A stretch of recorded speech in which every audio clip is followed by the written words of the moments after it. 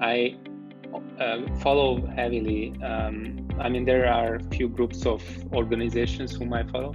One is Niels and Norman Group.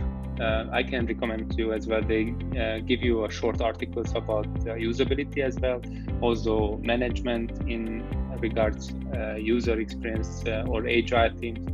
So these people are always doing the research, and they give you the answer to the question what's going on right now. But then there is IDEO. I'm not sure if you heard about it. It's from California. It's based, the origin are from there. They are a design company, and they shifted themselves from industrial design to other design practices.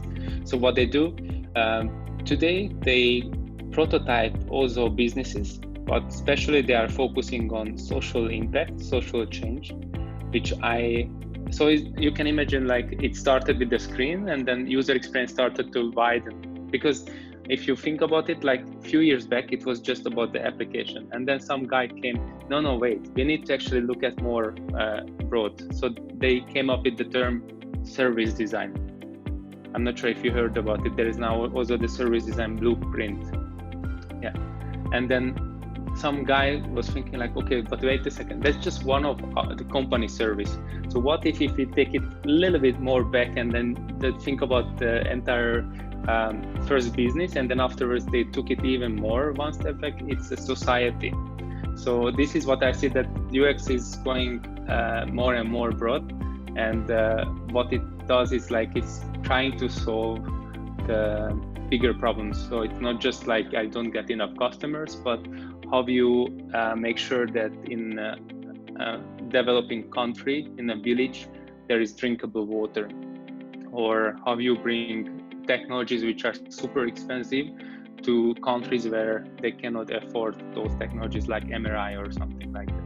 So these people go to that location when the problem is, like you don't have in some villages clean water. We try to figure out what is the setup of that village, like the current situation, and they build on it with using design thinking. And this design thinking is super powerful because then they innovate new solutions. I'm not sure if you are following, there was some new liquid, or it's a kind of liquid what you can put on the fruit, and it's conserving the fruit longer, as if you would put some whatever conservation materials. But they just figured out that because it's kind of creating a shell on the fruit, and it was created out of different fruits and acids and stuff like this. So everything is natural.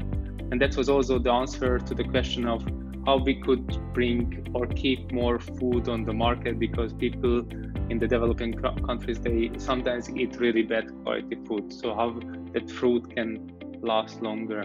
So that also, like, of course it's a biological research, but it was also a problem what occurred, because for us it's not a problem. You buy from the grocery, you put it in the fridge, and then it's okay.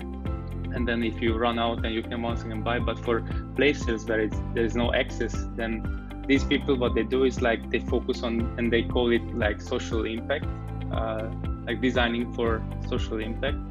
And this is something what is for me trending, and I'm watching like, okay, so what